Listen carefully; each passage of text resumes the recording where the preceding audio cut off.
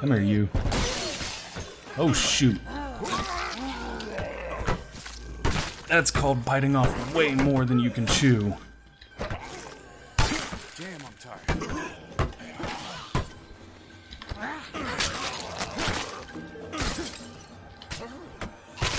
Got her. Whew. Whew, sorry guys, I went silent there for a second, things got a little tense. Are you good? If not, let's get good. It's Tuesday night, and I am doing Tester Tuesday, and this is State of Decay. Okay, so State of Decay, sorry guys, I got a little distracted there. State of Decay is a zombie survival game. It is open world. It is a very small open world, but it is open world. Tried to bite me, but yeah, I'm fine. Well, we can't just stay out here in the open, that's for damn sure. Okay, so we are playing as Marcus, that is Ed, our friend, and we are basically trying to figure out what is going on because, yeah, we were out for 2 weeks camping, and then all of a sudden, like, people tried to start eating us. So, yeah, that's where we're at. Now, I don't remember the controls all that well. Oh, but that worked. Yeah, so basically we just bash zombie brains in and try to figure out what's going on. Right now they want us to head up to the ranger station, so we're gonna do that. I'd really like to get an execution going though, just so I can show what that looks like. Oh, he just did it. Ed just executed that guy. There is a nice execution mechanic, and there is this whole like weapons degrading thing. As you can see, over by my mini-map, the weapon is now yellow. Oh crap. Okay, the other thing I'm gonna say right quick, get him Marcus. Bam, there we go, execution. Oh yeah, got another one. Okay, so Marcus right here, our main character, is actually like really, really good in the game, and the reason why is because Marcus has, well, he's got Born Leader and Natural Athlete, which makes him a physical powerhouse. These attributes right here do different things, like Leadership makes it so that it's easier to recruit people, I believe. And Physical Powerhouse makes it so that he gets access to certain very, very good skills within his Powerhouse class right here. Yeah, once we get those, you'll start to see they're amazing.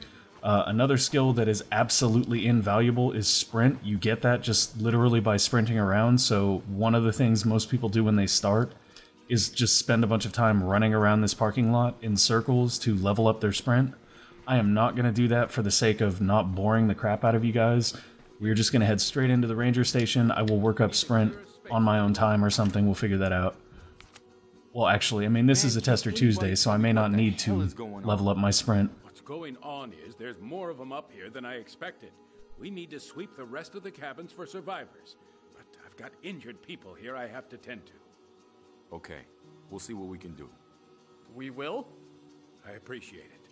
There's a water tower out there that has a good... Ed is a coward. Might be worth your while to climb up there and have a look around first. We've got some supplies in the locker over there. Take what you need and stay safe out there. Yup, we will take what we need from the locker right here. And it doesn't look like they have any... Okay, they have medicine. We'll take the medicine. Hey, can we take the medicine? How do we... Oh, take it with space. Duh. Sorry guys, I have played this on both console and on PC, so I'm not quite used to the controls of PC anymore. Ooh, look at that. We got a wiffle ball bat, maybe? I don't know. It might be a cricket bat. Either way, let's go ahead and equip that because our other weapon is getting ready to break. Nope, it's a 2x4 bracket. I'm good with that. That's just tabbing through. There we go. Okay, so now me and Ed are supposed to go out back and take a look at this water tower and try to get a lay of the land, which we will do gladly because it's right close. Okay, hop on up there, buddy. And this is one of the mechanics that is repeated in the game. In order to find places, you essentially have to survey. It's not quite as bad as in like an Assassin's Creed or something like that where it gets incredibly repetitive, because they do make it sort of fun in that you have to look for these little things, and you can find stuff that's like really small and unimportant, like that campsite back there. Yeah, see those campsites over there? Really kind of small and unimportant. They're not super relevant. They make you find them for this because you have that little surveying bar that you can see is filling up. And basically, this will tell you all the different places. It also gives you an idea of what kinds of places have stuff, like cabins will have a lot of stuff. Campsites will probably not have a lot of stuff. And when I say stuff, I'm talking about food and other things. Oh, look, there's a zombie. Okay, let's go kill that zombie. Gunshots. Yeah. Yeah, we hear gunshots. Nope, nope, down. No, don't fall off. Okay, that's okay, we didn't get hurt. There's a zombie over there. We don't really need to kill him though, so we're not going to. Instead, I'm going to run over and check out these campsites. It did add all of those to our mini-map when I did that. Wait a minute, what's the circle X for? Did we not see that, or is it just marked as a circle X? It might just be marked as a circle X. Now, there could be zombies out here, so this is kind of risky right off the bat. But there's usually good stuff. Nope, nothing left in this campsite. I forgot, that's the other thing it'll do. It'll actually tell you if there's stuff around. Can we? Nope, we can't look in that. Okay, that's sad, because every once in a while you'll get really lucky and you'll find a large backpack at these campsites, and that is kind of like the holy grail of stuff you can get early on. Okay, hold to search. Forgot about that. Yeah, there's actually mechanics for picking locks or just bashing the door open, and if you bash the door open, it'll call the attention of zombies, which, you know, makes sense. Oh, there we go. We got another backpack. It isn't a big backpack, but it'll work. And we got some firecrackers that are good for distracting zombies. And let's come over here. Can we open that? Nope, nothing left in this campsite. Okay, next campsite. We saw 3 of them, right? Is the other one over here? I think the other one is back this way somewhere. Actually, I think we have a map if I look. No, we have the ranger station. Yeah, we do have a map. Okay, there we go. We saw... Oh, we heard distant gunshots out here. Let's go check those out. And now it's put a little indicator on my mini-map to tell me which direction I want to go. You know, we don't get any floating yellow light or anything like that to sort of break immersion. We have enough immersion breaking stuff going on. But at the same time, it's kind of nice to not have something like that obstructing this. And honestly, I think the game looks pretty good, especially considering that this was built for console. There is a new version called State of Decay Year 1 Edition that is supposed to be like updated graphics and just look a lot better, but I didn't bother to buy it because other than graphics, there's not much change. Holy crap, are you kidding me? Why am I, like, limping? Wow. Zombie after zombie after zombie. Kill him, dude. Get him! Get him, Marcus. Get him! Yes, knee him in the face. Oh my god, I love the executions. Oh yeah, your friends will hold them too, so you can bash their heads in like that. Shit, are you okay? And we did level up. Aside from being lost in the woods, attacked by psychopaths, and watching 2 of my best friends die, yeah, I'm peachy. Sorry I asked. So, is it this bad everywhere? Man, I hope not. We got some survivors back at the ranger station that seem to know what's going on, but we didn't have time for orientation. Well then, let's get the hell back there. Love the idea, but we got kinda volunteered to check a couple other places for survivors first. Just think of it as payback for the time that you volunteered us for the running of the bulls in Pamplona. Okay then. You want to take point, or should I? Alright, so we got Maya now. Maya is skilled with firearms, I believe. Yeah, she's a soldier, so she's got improved shooting and fighting. She has no nonsense for improved wits, and eagle-eyed, which improves her shooting speed. And she starts out with a rifle, which is great. We can switch to her by hitting Q, and as you can see, there we go, now we're playing as Maya, and we can pull up her gun, and I think, didn't we see a... Yeah, we saw a zombie out there, but I don't see it now. Interesting. Is it up that way some? Or did it just disappear? Yeah, I guess it just disappeared. Okay, well, either way.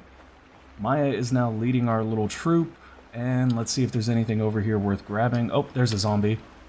And... boom goes the headshot. Okay, so guns are really loud, though, and they attract other zombies, so they're kind of unideal. In fact, that's one of the things that makes melee characters so much better. So we're going to switch back to Marcus, and actually, if we look, I think he gained a level in something? Fighting, yeah. Okay, so right now he's got bonus vitality +5, that will go up. Cardio, he's got max stamina +5. He's got scavenging speed at 9 seconds. That goes up the more scavenging you do. And here's your quest log, I guess. Blah. I should learn to speak English a little better. This shows your stockpiles of goods. That's not going to be relevant until we have our own real hideout. Right now, all we have is this temporary one, which is the ranger station. But there is a whole base building aspect to this where you try to build certain structures to provide better safety for your people and, you know, to be able to build ammo and guns and maintain things. It's a really, really interesting game in my opinion. But we're going to be running back now, and it is going to take a second because we are, like, really low level as far as sprinting goes. And then once we get up top, we will head over to some of the cabins that we saw. That's why he was limping before, because he's out of stamina. That's perfectly fine. When you get food, I believe food increases your stamina, so there's like a trick where you can essentially just gather a bunch of food and then just run non-stop, which is kind of cool. There's a zombie there. And there's a dead zombie there. Good. Okay, so as long as we use a two-hander like this, I think we get powerhouse level. So that is ideal for us to keep on using. And later we can find some really, really fun powerhouse weapons like sledgehammers and all sorts of things that make sense for the setting. Yeah, see, that is the place where we're going to end because that's... Or no, not the episode. That place over there is where we finish this little tutorial section. I have no idea where the episode is going to end. I'm basically just pushing this to about 15 minutes, unless I feel the absolute dire need to continue after that. Okay, let's move to the bathroom, guys. Come on, there's got to be stuff in the bathroom. Stop running for a second, Marcus. Regain your stamina. There's got to be stuff in the bathroom. Is there any zombies around? I don't see any, but there could be some in the bathroom. Let's see. Resources, none yet. But we can look... No, not in there. Interesting. Yeah, so I'm not seeing anything in here specifically that we can grab. But as you can see, since we're in the building, we've got 3 question marks showing resources. That means there are 3 resource nodes sort of in this area. Okay, and I think there's a zombie in here if we open it. Yep.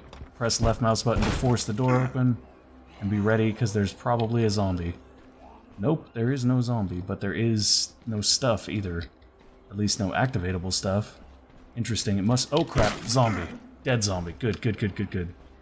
Let's see, I think it might be behind here that we find the stuff.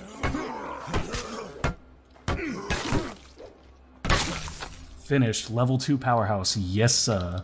Alright, here it is, here's the stuff for this place. And we hold to search, and let's see what we get. Oh, I think that animation, is that the correct animation? I think he's supposed to kneel down, but whatever. Nope, maybe it is. And we got some more medicine. Awesome. We'll be able to use that to restore our health.